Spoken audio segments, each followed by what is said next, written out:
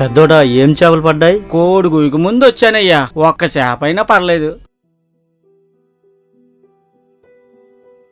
పెద్దోడా బోటు ఉంది కదా, బోటు మీద వెళ్తే ఏమైనా చేపలు పడొచ్చేమో.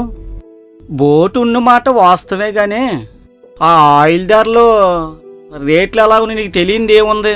పోనీ దరివేట చేద్దాం అనుకుంటే చుట్టుపక్కల ఉన్న ఫ్యాక్టరీలు కంపెనీని వాళ్ళు వచ్చేసి ఈ ఆయిల్ మొత్తం వల్ల చేపలని చనిపోతున్నాయి. పోనీ మేలీకి వెళ్దాం అనుకుంటే ఆయిల్ రేట్లు తట్టుకునే పరిస్థితి కూడా కాదు మంది. పొద్దు గుంకిపోతుంది కదా, తెల్లవారుజామున వచ్చానన్నావు, ఏం తిన్నావా?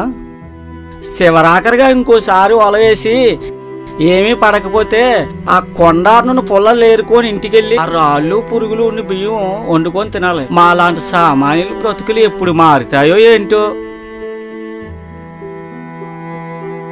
పెద్దోడా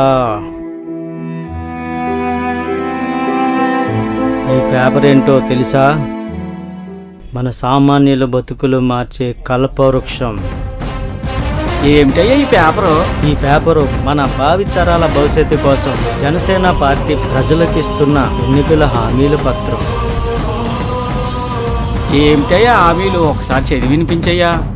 మన మత్స్యకారుల బోట్లకు సబ్సిడీపై డీజిలు, మన ఉత్పత్తులకు కోల్డ్ స్టోరేజ్లు ఏర్పాటు చేస్తున్నారు.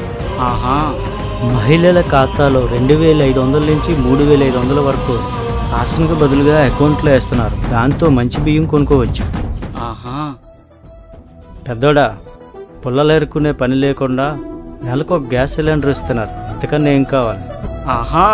రా, గాజు గ్లాస్ ఓటేద్దాం, జనసేన పార్టీని గెలిపిద్దాం.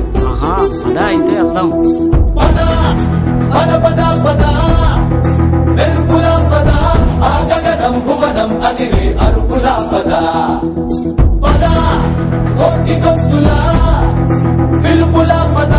ఈ సమయం గమనం మలిచే మలుపుల పద.